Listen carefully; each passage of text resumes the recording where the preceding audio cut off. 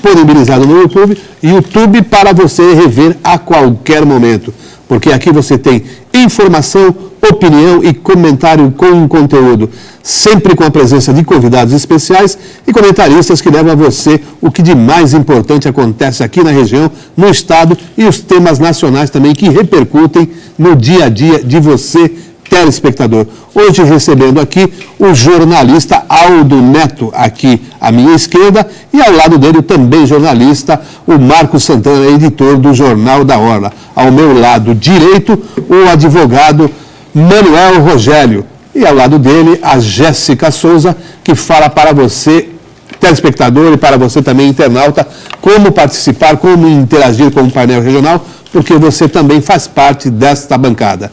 Temos também os jornais parceiros, como o Diário do Litoral, que tem como manchete hoje, acusado de linchar Fabiane, é condenado a 30 anos. Remete àquele caso ocorrido lá no Guarujá, em que esta senhora Fabiane foi morta pelas pessoas ali daquela região de Morrinhos. Uma edição aqui para o Aldo Neto, outra para o Santana, assim como uma aqui para o Manuel Rogério. Temos também outro jornal parceiro do mesmo grupo do Diário do Litoral, a Gazeta de São Paulo. Polícia Federal inicia Lula por corrupção em contratos do sobrinho. Sobrinho dele, Taiguara Rodrigues, que é aqui de Santos. Está aqui uma edição para o Aldo Neto, outra para o Marcos Santana e uma aqui também para o Manuel Rogério. Outro jornal parceiro, o bissemanal Jornal da Orla, tem como manchete hoje muitos desafios pela frente.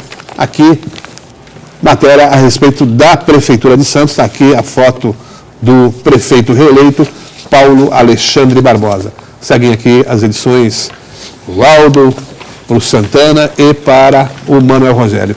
E com isso aqui, com os jornais parceiros, nós vamos iniciando o nosso encontro, o nosso debate de hoje, cumprimentando aqui o Aldo Neto. Tudo bom, Aldo?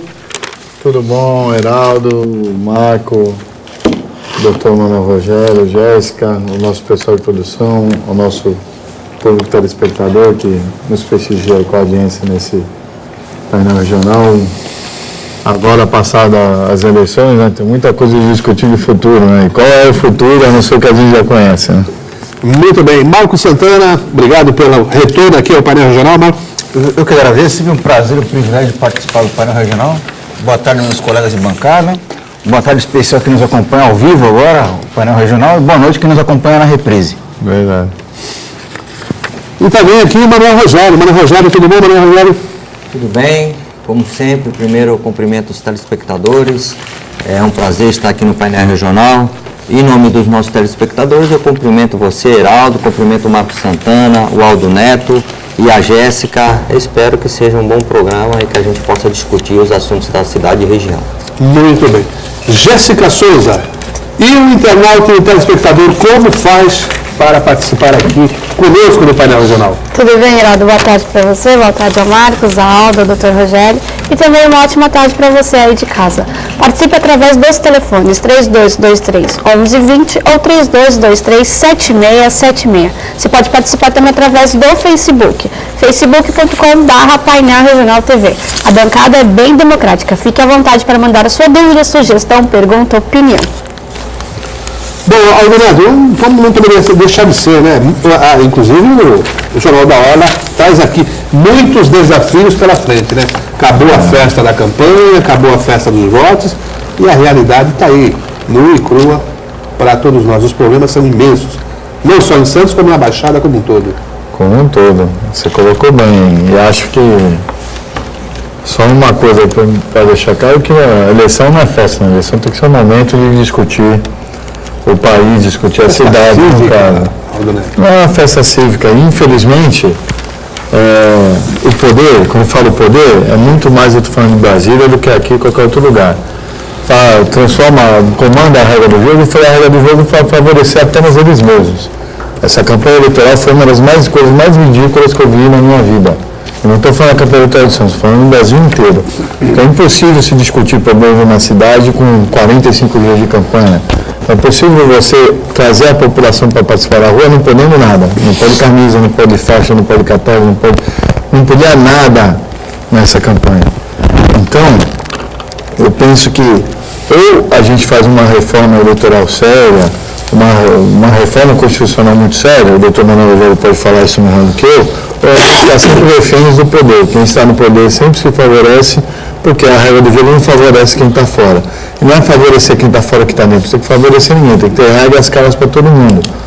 E tem que parar com essa história que a pessoa vota por uma camiseta. A pessoa não vota por uma camiseta.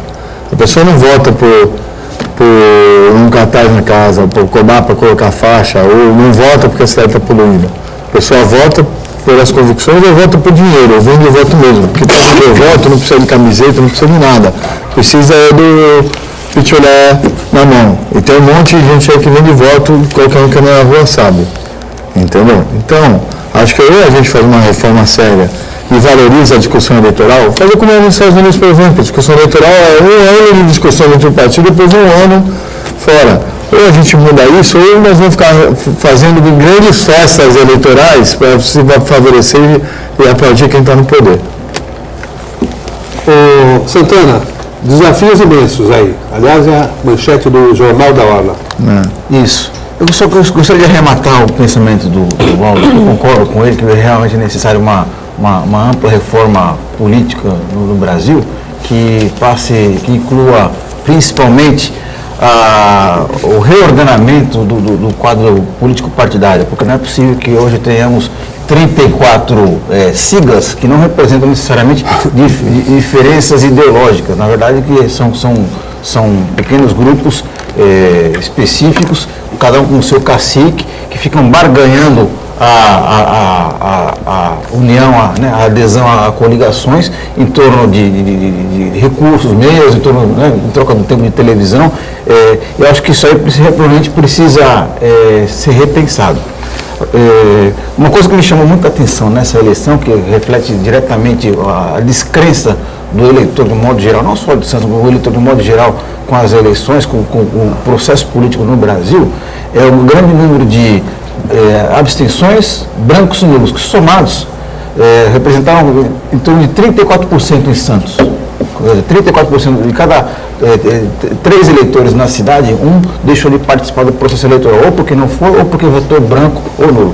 Isso aí se repetiu ao longo do Brasil inteiro. Por exemplo, em São Paulo, essa proporção de votos brancos, nulos e abstenções foi maior do que o prefeito que foi eleito no primeiro turno. Isso aí significa, reflete diretamente o descrédito da população com um sistema político que não representa ninguém. Na verdade, nós falamos que, em vez de ser uma democracia representativa, uma democracia delegativa, quer dizer, o eleitor ele passa um cheque em branco para o seu eleito, para o seu representante, que na verdade ele não representa coisa nenhuma, ele representa apenas seus interesses particulares e não acaba refletindo os interesses, as necessidades da comunidade do modo geral.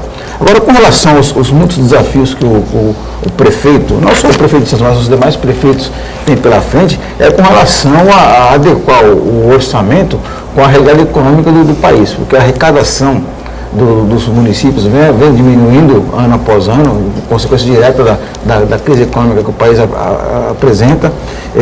Os repasses estaduais e federais também têm diminuído, né? Então, acho que o cobertor, que já era curto, parece que ele foi lavado e encolheu mais ainda, né? Então, acho que o governante, o gestor público, ele tem que ter a inteligência, a capacidade de poder adequar esse orçamento à realidade do município, sem deixar de oferecer os serviços essenciais da população. Investimentos, eu acho que dificilmente grandes investimentos vão sair do papel, né? Apesar de vários governos terem grandes projetos ambiciosos de infraestrutura, mas eu acho que dificilmente no futuro recente, no futuro próximo, vai deixar de sair do papel. Agora, o desafio específico do prefeito de Santos com relação à relação que ele vai ter com a Câmara de Santos, que vamos ver qual vai ser a qualidade. Gera muita expectativa, porque não adianta terem 9 novos integrantes no Poder Legislativo se eles vierem com velhos hábitos, né? Então, acho que vamos ver como é que vai ser essa relação do prefeito com a Câmara de Santos. Ele, a rigor, a princípio, ele parece que ele tem uma ampla maioria, né? Mas vamos ver como vai ser feita essa negociação dentro da Câmara, se vai ser para atender grupos específicos, ou se vai ser para atender os interesses da cidade.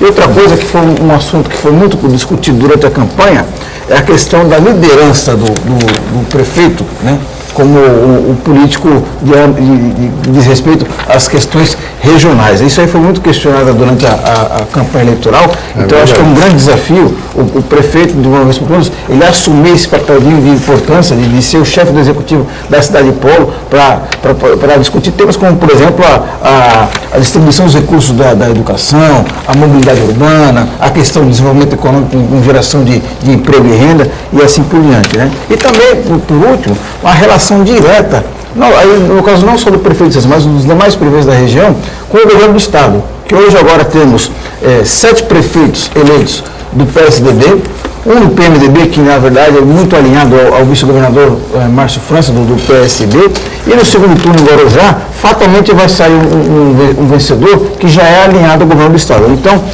é preciso que essa aliança com o governo do Estado seja um modo positivo. Os nossos dirigentes, os prefeitos eleitos pelo PSDB, eles não podem fazer vistas grossas aos problemas, à falta de atenção que o governo do Estado oferece para a região e realmente reivindicar, fazer a cobrança devida das ações do governo do Estado na nossa região. O Rogério, Santana falou da dificuldade de grandes obras. O prefeito de Santos se elegeu falando, né, na necessidade de concluir grandes obras, como a entrada da cidade, em que se tem aí apenas a contrapartida da prefeitura e a promessa do governo do Estado de São Paulo. Mas o governo federal realmente puxou o freio de mão, realmente não tem dinheiro. Então, será que serão 4 anos de penúria? Olha, isso é evidente, não só para a prefeitura, mas todo o setor privado. A regra agora é uma regra simples, é a regra de matemática. Você só gasta o que tem.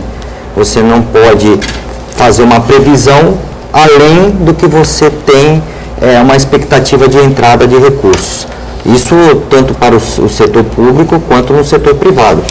Muitas empresas estão enxugando a máquina administrativa, a máquina operacional, até pela queda de recursos, a questão da diminuição do trabalho, e isso ocorrerá fatalmente com o setor público também, porque o setor público ele vive do setor privado, ele arrecada recursos do setor privado. Então, uma coisa está intimamente ligada à outra. Agora,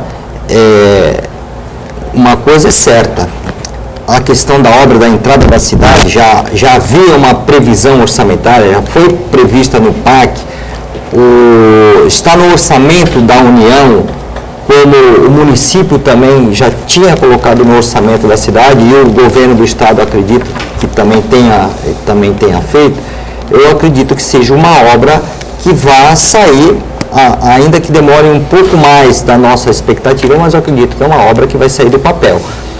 Até porque é muito importante para a cidade de Santos. A cidade de Santos há tempo merece uma entrada da cidade diferente dessa que nós vemos hoje. Quem tem pessoas que vêm visitar, que conhece pessoas que vêm visitar a cidade de Santos, sabe que as pessoas comentam, olha, pô, uma cidade tão bonita, podia ter uma entrada mais à sua altura.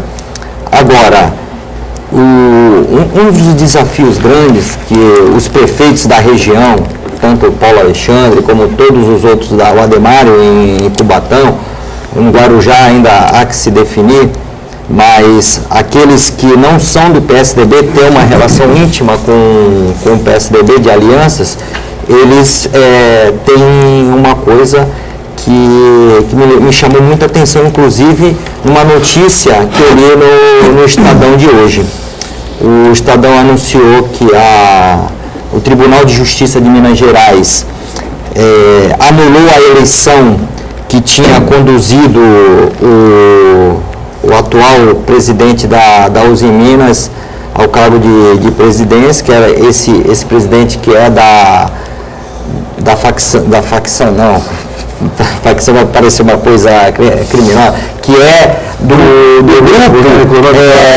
que é o Itália-Argentino, né, que são Ítalo-Argentino, que são os argentinos, e do outro lado o japonês. O Tribunal de Justiça de Minas Gerais anulou essa eleição e reconduz o presidente, que é o Romeu, né, que ele é representante desse grupo japonês. E todos sabem que esse grupo japonês, a ideia é encerrar a produção da Uzi Minas e vem a discussão toda aquela questão das demissões em massa.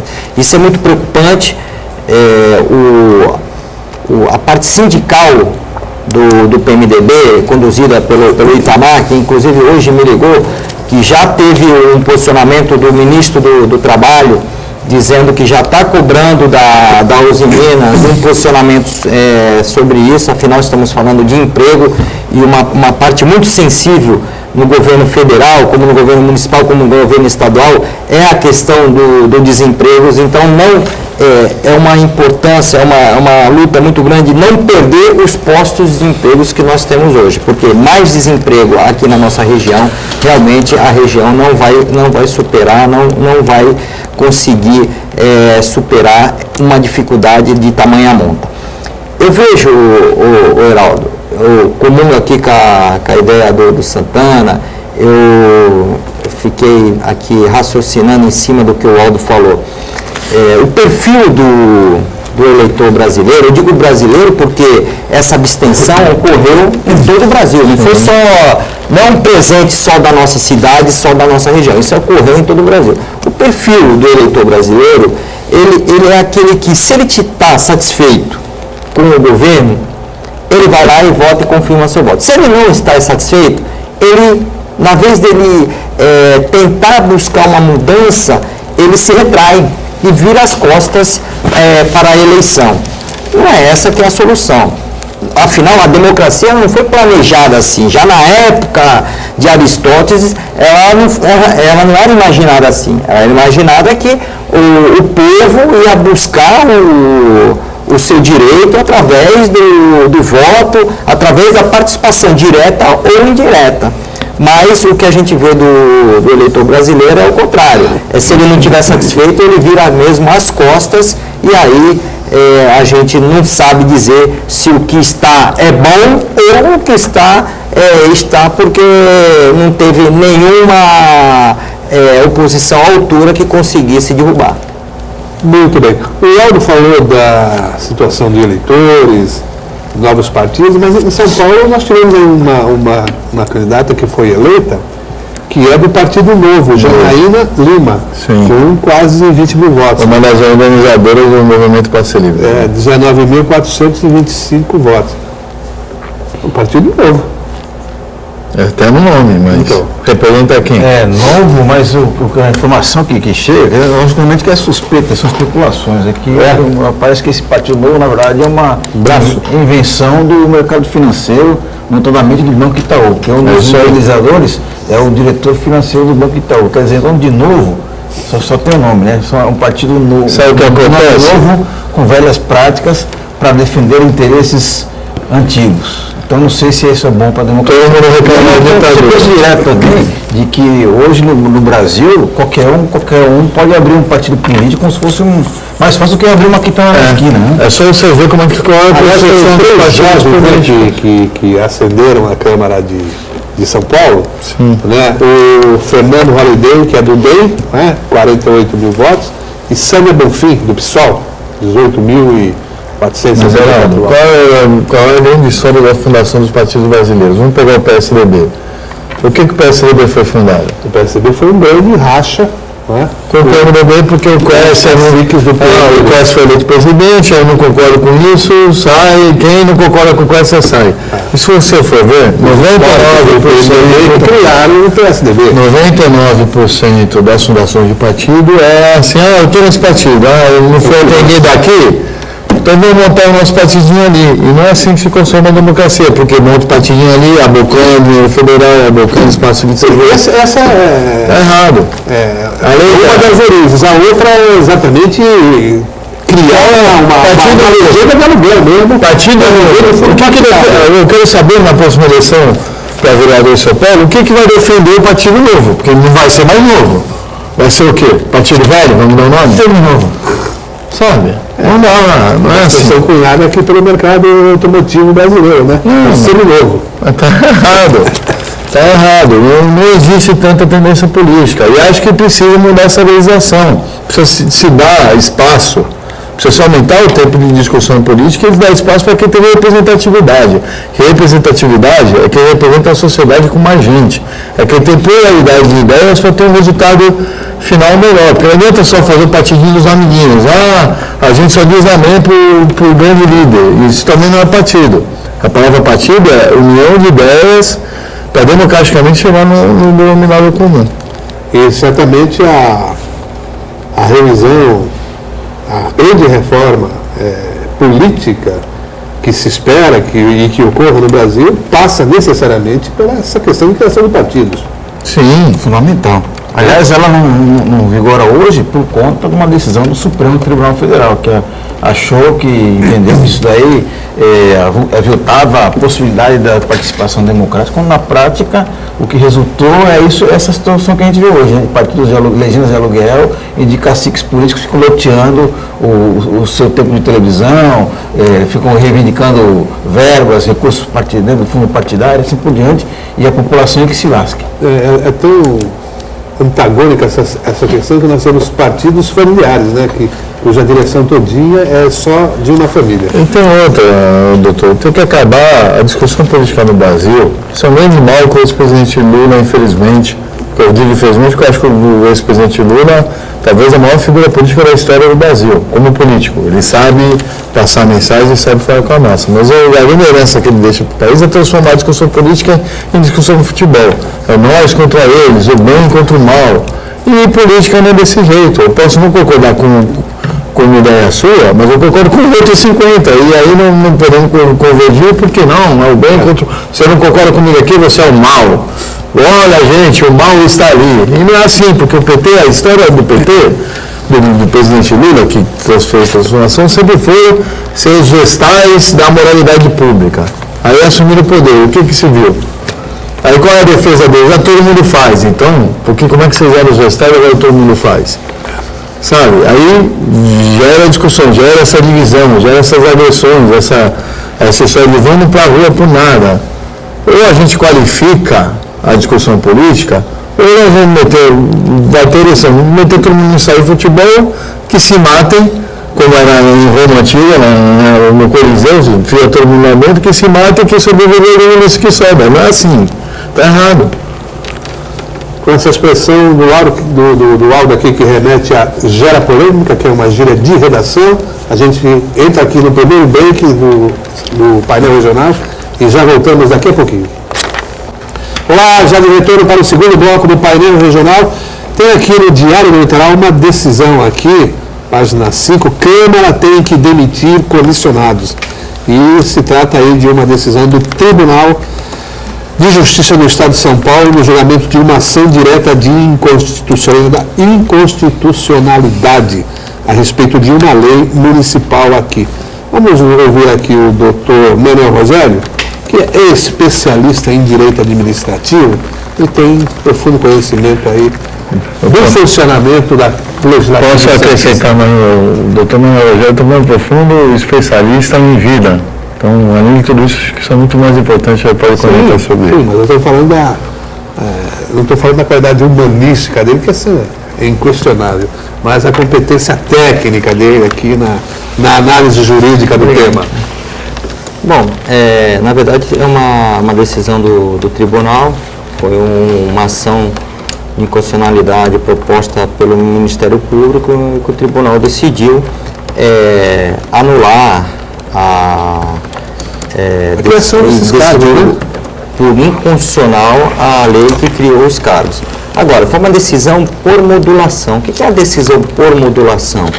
A decisão por modulação é aquela que você dá uma segurança jurídica, você modula a aplicação da decisão ao tempo, ou seja, é daqui para frente e depois desses 120 dias que foi dado, porque senão aqueles que estavam no cargo teriam que, sendo inconstitucional, ela não teve efeito. Se ela não teve efeito, a pessoa não deveria nem estar lá. Isso deveria, aí acontecer o quê? As pessoas que trabalharam iam ter que devolver o dinheiro, ia causar uma insegurança total, uma nova discussão, cada um brigando pelo seu direito. O tribunal foi inteligente, ele decidiu por modulação, aplicando esse entendimento dele a partir desse prazo, desse lapso temporal de 120 dias. Ou seja, a Câmara Municipal de Santos tem 120 dias para criar uma nova estrutura.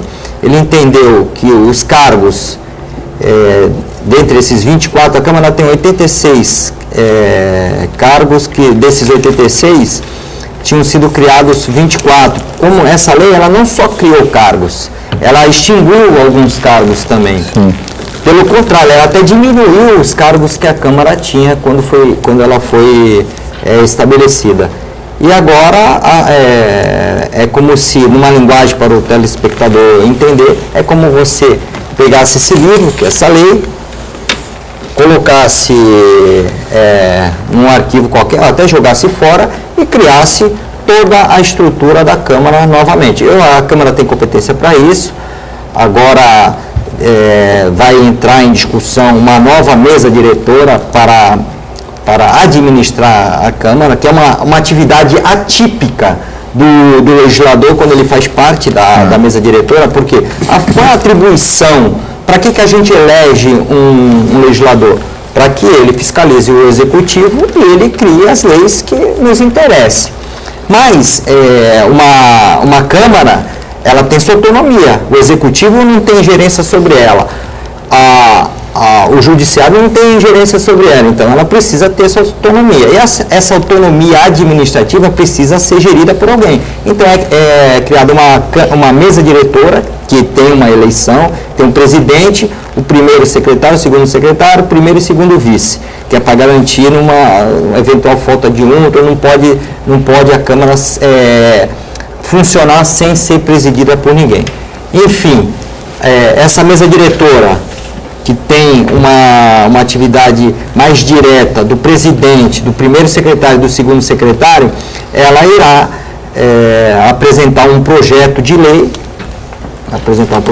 criando a nova estrutura funcional da Câmara, com cargos, aqueles que são comissionados ou aqueles que são concursados. E aí eles têm 120 dias, que esses 120 dias que falta aí vai ser, quando assumir a nova mesa diretora, já vai assumir com essa nova estrutura. O Aldo e o Santana, eles também fazem a cobertura da Câmara.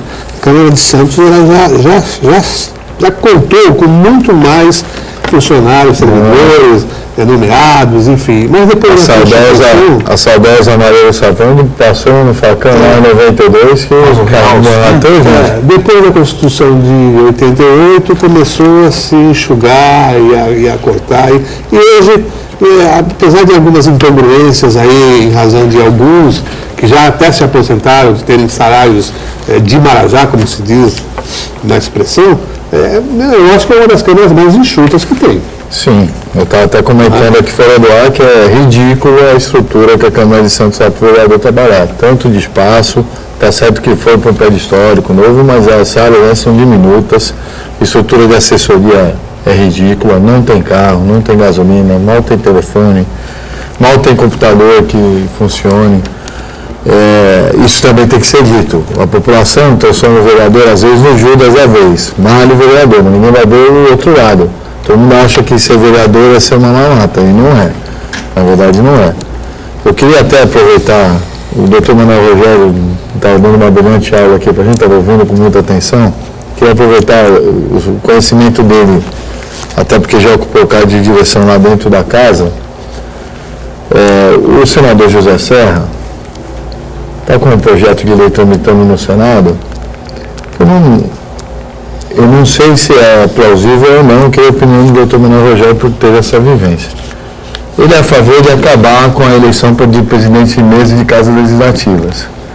Ele está tramitando esse projeto lá, argumentando que isso tem que ser uma estrutura fixa de cada casa, com concursados, e presidente da Câmara entre os pares é assim, bolar um sistema de ser o mais votado E para tirar essa disputa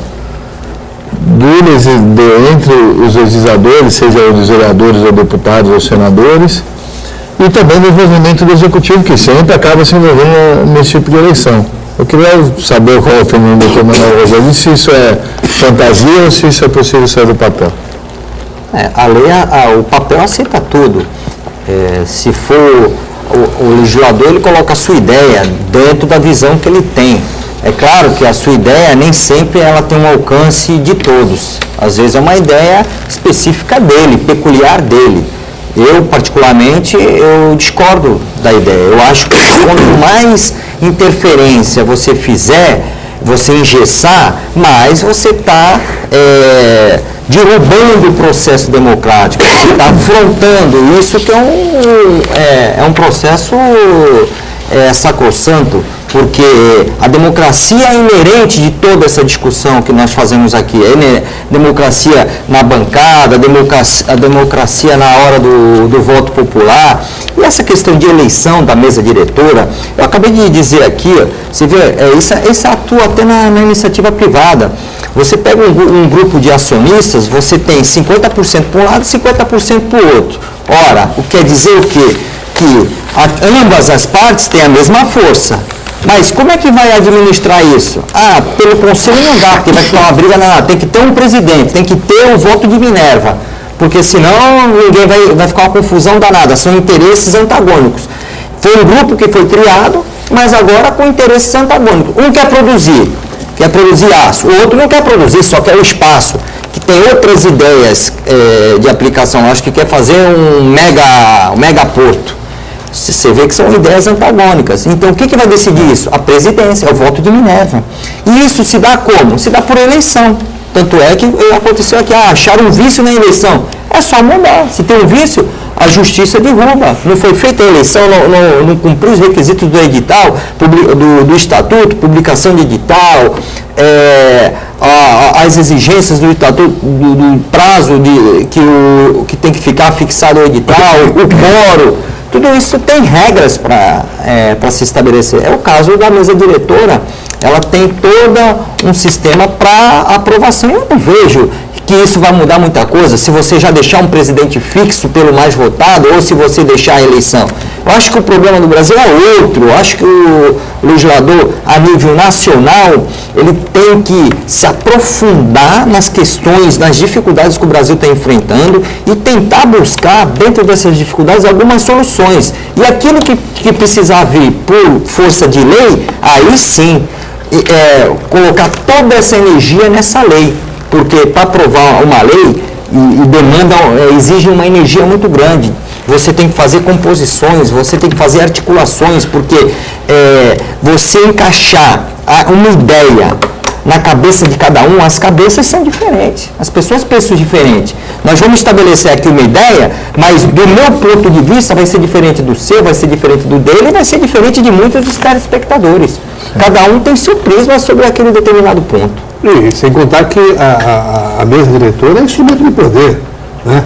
O vereador abrir mão desse poder e deixar esse poder a um servidor de carreira, porque o presidente da mesa, ele pauta projetos, ele segura projetos, enfim, ele decide ali o que entra na pauta, o que não entra. Aí sim teria gerência do executivo, porque é bem mais fácil. Se for para o executivo fazer, é bem mais fácil ele pegar já um funcionário que é fixo, ou uma pessoa que é fixa, e aí estabelecer. Agora, existem meios, se você não quer ter gerência do executivo, se acha que não é certo ter a gerência do executivo, porque os poderes são autônomos.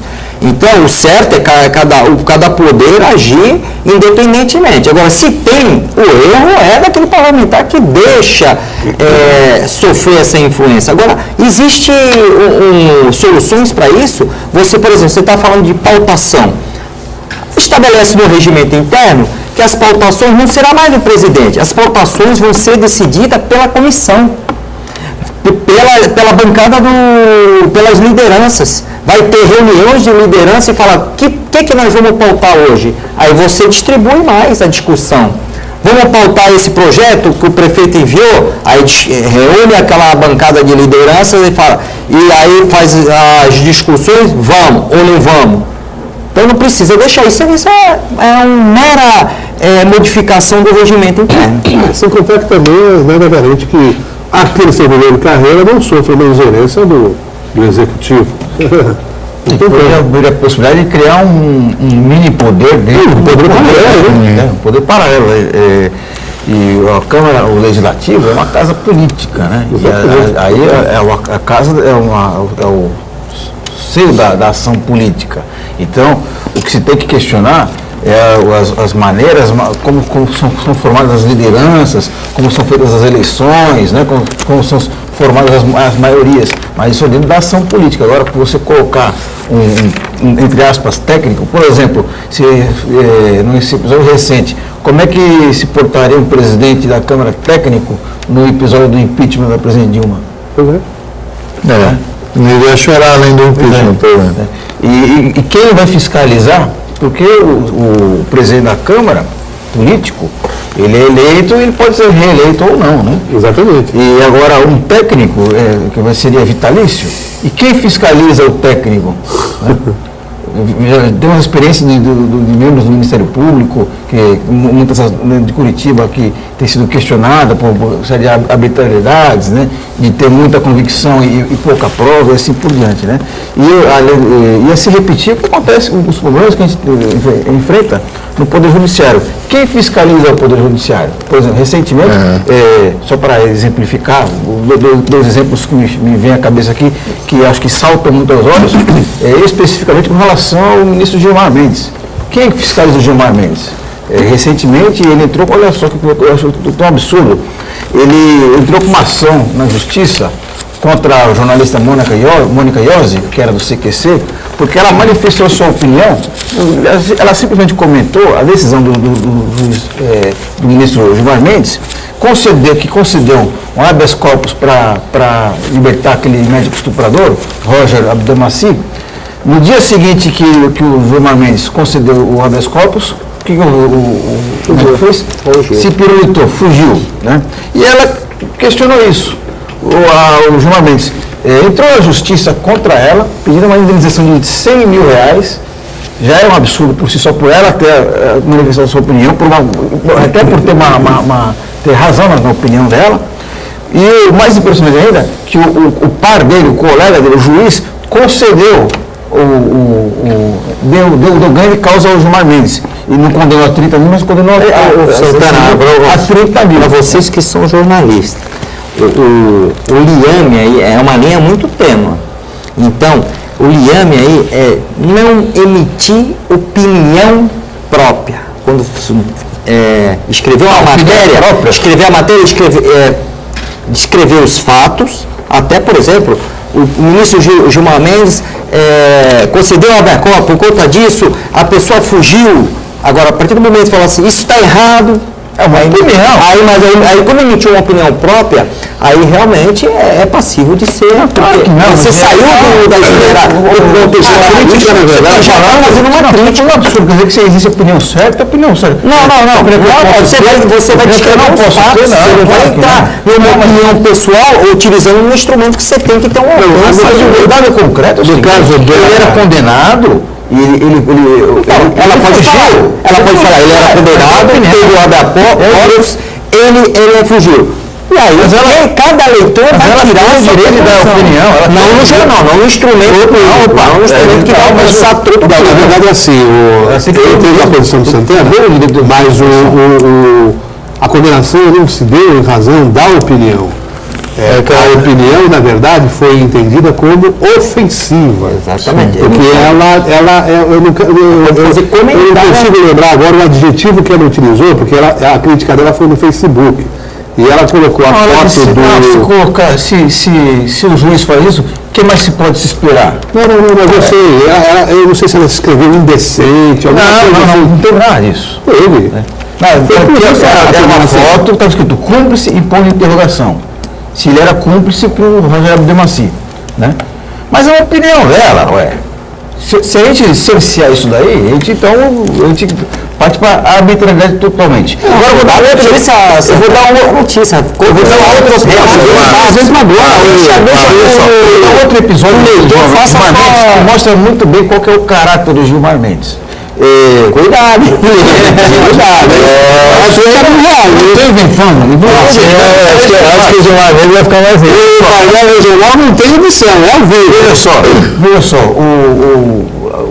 a equipe do Jornal Nacional convidou professores da USP, de jornalismo da USP, para acompanhar uma reunião de pauta do Jornal Nacional. Então, o William Bonner está na mesa da reunião de pauta, jornalistas, e os professores acompanharam a reunião atrás. Aí, num dado momento da entrevista, da reunião de pauta, o William Bonner pega o telefone, coloca no Viva Voz e liga para quem? Para o celular do Gilmar Mendes. Pergunta: ministro, o senhor vai decidir alguma coisa importante hoje? Aí ele fala: depende. Se você. O Gilmar fala assim: o senhor vai decidir alguma coisa importante? Eu mando um repórter ou não mando? Aí o que o Gilmar Mendes fala assim: se você mandar um repórter, eu tenho uma decisão importante. Se não, não. Quer dizer, é assim que. Tem que tratar o cidadão. É isso que pauta o Brasil sempre. Só para fechar esse bloco, nós tivemos uma decisão e uma opinião recente do ex-presidente do Tribunal de Justiça de São Paulo, desembargador Ivan Sartori, que, criticado em razão de ter anulado e absolvido os policiais condenados do massacre do Carandiru, ele insinuou no Facebook dele que a imprensa e as entidades de direitos humanos são financiados pelo crime organizado. Ele escreveu isso lá. E por quê? Criticou também o Estado de São Paulo porque fez uma matéria mostrando o mesmo juiz, o mesmo magistrado que anulou e absolveu os PMs do Carandiru é o mesmo que condenou um homem acusado do furto de 5 salames. E o réu, no caso, o preso, alegou que furtou porque estava com fome. Vamos fazer um intervalo. Fazer um intervalo e a gente já volta daqui a pouquinho. Olá, já diretor aqui para o painel regional, terceiro e último bloco. E a gente vai mandando aqui um abraço para o nosso amigo Eduardo Filete, que está lá na apresentação do programa Ação e Reação na nossa co-irmã, a TV Com. Se eu permite, eu preciso mandar um beijo para minha esposa Camila, um beijão, te amo, não, problema nenhum, é que ela está nos prestigiando aqui. Camila, um abraço aqui de toda a bancada do painel regional. Não. Levando a tua cara, né? Jéssica Souza. Vamos lá. Temos a Maria José do Boqueirão. Ela disse que concorda totalmente com o que o Aldo Neto falou sobre o PT e o parabeniza pela ótima análise. Vamos lá para as perguntas. O Carlos do Boqueirão, ele quer saber da mesa. Acho que os meios sociais eletrônicos, se usados de forma correta, podem gerar uma boa propaganda política, principalmente por evitar a poluição visual e sonora. Infelizmente, sabemos que utilizam de forma errada para criar boatos. Por exemplo, como ocorreu com o vereador Banha no dia das eleições, afetando diretamente o resultado das urnas. Isso é verdade, mas isso aí não foi nem meio eletrônico, isso aí foi a fofoca de ponto de escola. Teve áudio de voz, eu também recebi. No Facebook e no WhatsApp. No dia da eleição. Porque eu soube na Paula, eu estava aqui, quando isso me chegou, eu estava aqui até na Patrocínio CC e vai me falar, até achei estranho, né? Porque conhece o banho. Na verdade, isso descama para crime eleitoral mesmo. Não é questão de bom uso ou mau uso. Isso é um crime utilizado aí pelo meio eletrônico. Isso foi uma interferência no processo democrático. Iniciou-se isso por volta das 10 da manhã. Foi um áudio de voz com texto. Inicialmente ele começava com texto dizendo que o vereador Banha foi surpreendido pelo fiscal eleitoral que foi tomar um café na padaria e pegou o vereador Banha comprando votos. Em seguida deu voz de prisão, prendeu o vereador. Aí em seguida esse texto vinha um áudio de voz, que quem conhece de televisão, de rádio, já vê que é um áudio que foi treinado, é um texto lido, e dizia esse áudio assim, bem pausadamente, com uma voz bonita, que o vereador Banha que tinha vários mandatos, e que e não é por causa disso que ele teria o direito de comprar voto, tinha que ser preso mesmo, por aí. Então aquilo que denigriu a imagem, realmente, isso aí interfere. Por quê? A pessoa que está indo votar e depara com um vídeo desse, e as pessoas comentando na rua, porque as pessoas ficaram comentando na rua, pessoas de outros candidatos falavam assim, o Banha foi preso, o outro foi preso, então tudo isso aí, realmente, eu acredito que tenha interferido no processo democrático. Realmente, a gente enxerga isso como um crime, até um crime de calúnia. Enfim, mas vai chegar não todo, doutor, porque se isso for pelo trem, você está aqui, olha o editorial de hoje. Qual a manchete do editorial? Está aqui. Isso aqui é fruto de notícia vinculada errada em página de Facebook. Se tem um áudio que circulou por WhatsApp, é possível chegar no primeiro de segundo, é possível chegar em Mas eu, como advogado do Banha, eu acompanhei ele ao primeiro distrito, foi registrado um boletim de ocorrência. É claro que não estancou isso, não tem como estancar. Não tem como. Agora, mas eu conversei com o Banha que se realmente a gente encontrasse quem seria, o Banha, ele entendeu que o processo democrático se acabou, isso ficou para trás, é reconstrução, verificar os interesses da cidade, trabalhar por aqueles que o elegeram novamente, acreditaram no trabalho dele. Enfim, fica isso aí como uma lição. Até aquele que tenha feito ou aquele que pretende fazer, e que o processo democrático não pode ter esse tipo de interferência. Santos nunca teve isso aí. Santos sempre foi uma cidade mais evoluída, de pessoas mais do intelecto mais refinado. Nas outras cidades, a gente até vê algumas coisas que extrapolam esse tipo de discussão, chegam até a ocorrer crimes. Santos nunca foi assim, a gente espera que não seja. Espera que tenha sido um fato superado e que a nossa cidade seja presenteada com uma boa Câmara, com um bom Executivo. Afinal, ela fez a sua escolha e vamos esperar como é que serão esses quatro anos seguidos a partir de 2017. Muito bem. Mais participações? Temos sim. O Roberto do Marapé, na participação pelo Facebook. Para o Santana.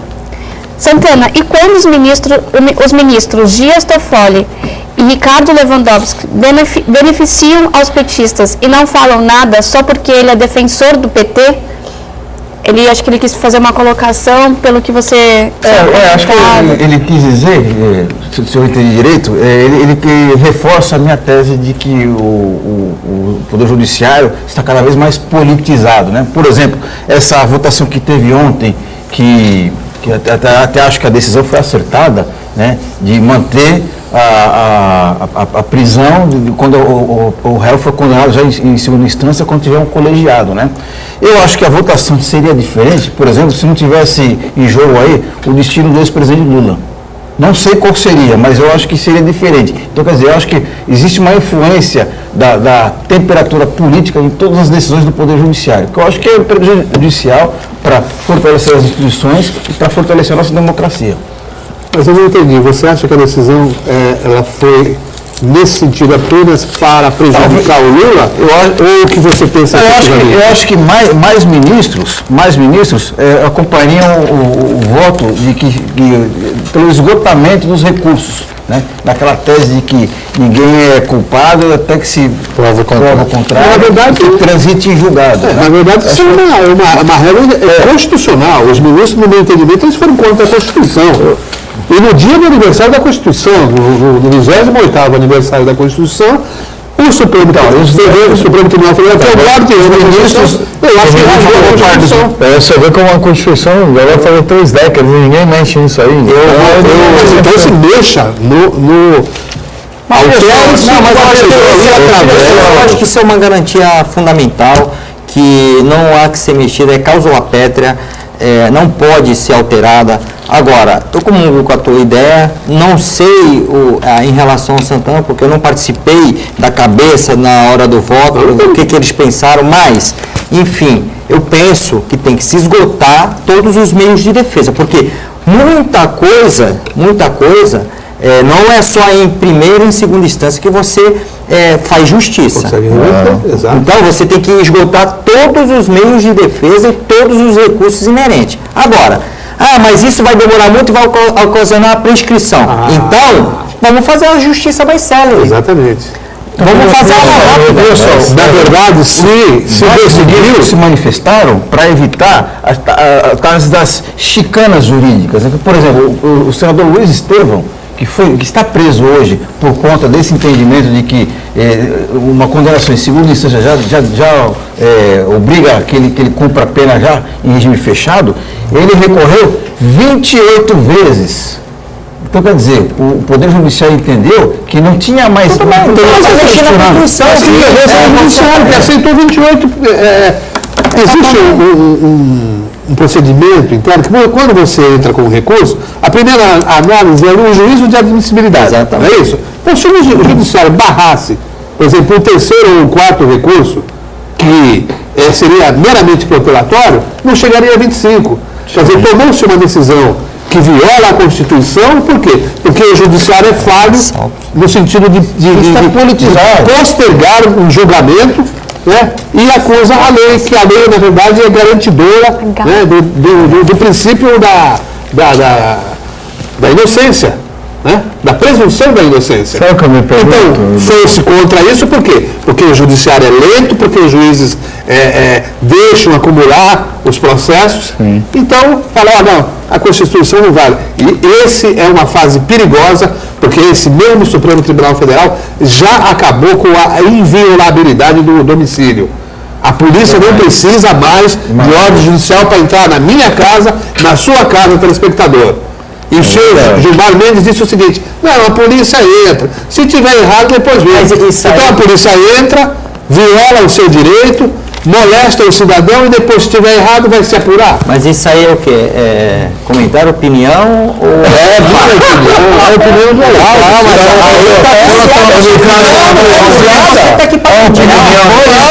Essa opinião pode ou opinião não pode? Pode sim, claro que pode. Eles podem, todas as coisas. Eu queria fazer uma pergunta de discordar. Nesse dia histórico, que é um dia histórico hoje, que dia que é hoje, doutor? Hoje é dia 6. Hoje é dia 10 de 2016. Se você ler ao contrário, da mesma data. Por isso que é um dia histórico. Então, dia em que, se estivesse vivo Ulisses Guimarães, o senhor direto, o autor, o senhor constituinte, autor dessa discussão toda, que começou com ele há quase 30 anos atrás, o que ele diria da tua Constituição? Que ela está defasada. Não dá, não. Não. Essa Constituição também... Para, gente, você não tem que fazer uma lei cada dia, gente. A Constituição é uma interpretação, achar que a cada ano você tem que mudar a legislação toda. A Constituição é o norte. Deve ser esses parâmetros mínimos aí. Agora, levando 28 anos para decidir se a decisão de segunda instância para se manter preso ou não precisa? O Santana acabou de matar a charada. É uma decisão para quê? Para que se amanhã o Lula for preso e tiver uma decisão de segunda instância, ele será recolhido para quê? Para inviabilizar uma eventual candidatura do Lula. Agora, a politização do Poder Judiciário. Só para arrematar que a gente está no final do programa. Para finalizar, quero aproveitar que o seu programa discute muito assunto de segurança pública. Nós estamos tendo um problema no centro da cidade, onde a General Câmara, por exemplo, todas as lojas foram invadidas pelo telhado. O que dá para levar, eles levam, o que não dá, eles destroem o escritório todinho, as lojas todinha.